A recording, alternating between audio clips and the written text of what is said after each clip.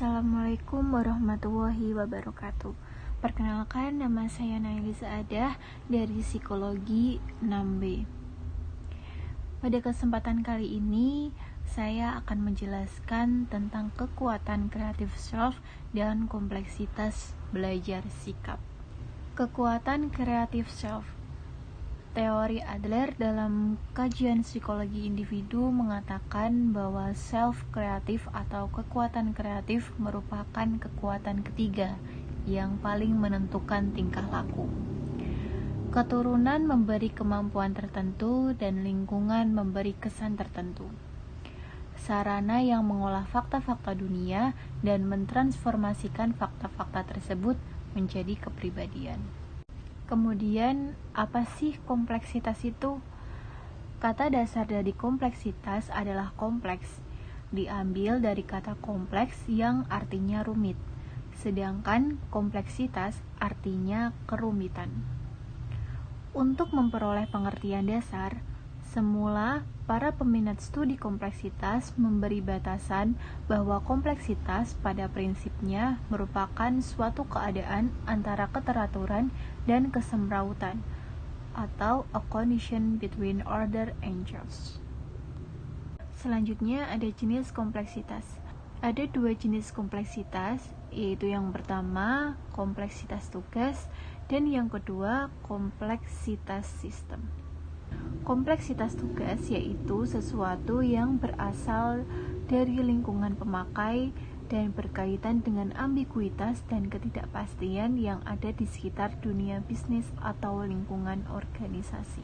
Sedangkan kompleksitas sistem yaitu sesuatu yang berasal dari lingkungan pengembang dan berkaitan dengan ambiguitas dan ketidakpastian yang terjadi di sekitar pengembang sistem itu sendiri. Selanjutnya, apa itu belajar? Belajar didefinisikan sebagai suatu perilaku.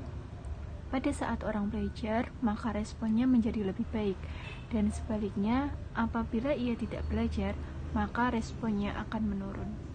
Lalu, apa itu sikap? Sikap merupakan suatu respon terhadap suatu objek yang dipengaruhi oleh keyakinan dan pengetahuan terhadap objek tersebut. Pembahasan yang selanjutnya yaitu teori sikap. Terdapat dua teori, yaitu yang pertama, teori tindakan beralasan. Teori ini menghubungkan antara keyakinan, sikap, kehendak, dan perilaku. Menurut teori ini, keyakinan pribadi dan keyakinan kelompok dapat menentukan tindakan seseorang apabila seseorang yakin bahwa tindakannya itu akan disetujui oleh kelompoknya atau lingkungan sosialnya, maka ia akan melakukannya. Namun sebaliknya, jika lingkungan sosialnya tidak mendukung, maka ia tidak akan mendukung tindakan tersebut. Teori ini menempatkan sikap sebagai fungsi keyakinan tindakan manusia dilakukan berdasarkan maksud tertentu dan ditentukan oleh keyakinan pribadi dan keyakinan kelompok. Yang kedua, teori konsistensi kognitif afektif. Menurut teori ini, sikap seseorang dapat dipengaruhi oleh orang lain. Teori ini berusaha membuat kognitif atau pengetahuan seseorang konsisten dengan afektif atau perasaannya. Suatu hal penting dalam penerapan teori ini adalah dalam kaitannya dengan perubahan sikap, karena hubungan komponen afektif dengan komponen kognitifnya konsisten. Maka, bila komponen afektifnya berubah, komponen kognitifnya juga akan berubah.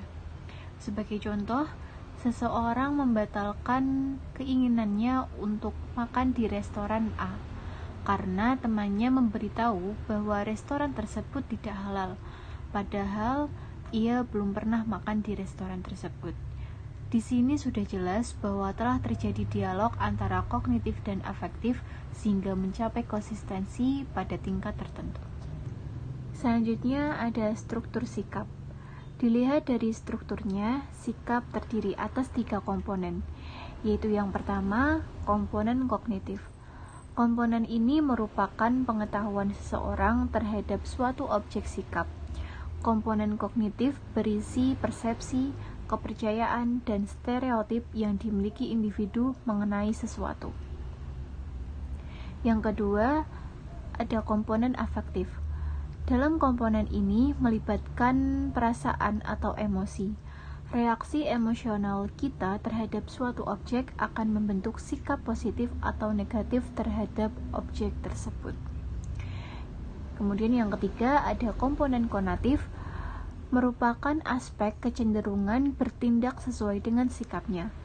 Komponen konatif atau kecenderungan bertindak atau berperilaku dalam diri seseorang berkaitan dengan objek sikap. Komponen kognitif, afektif, dan konatif merupakan suatu komponen yang saling berkaitan satu sama lain.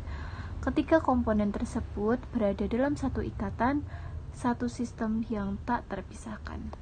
Apa saja fungsi sikap? Yang pertama, sikap berfungsi sebagai alat untuk menyesuaikan diri.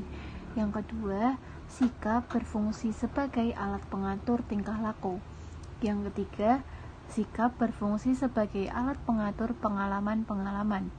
Dan yang terakhir, sikap berfungsi sebagai pernyataan kepribadian. Bentukan dan perubahan sikap.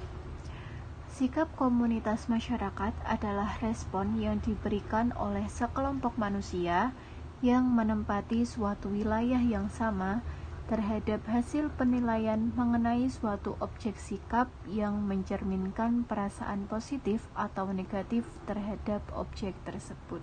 Sekian pembahasan yang dapat saya sampaikan, kurang lebihnya mohon maaf.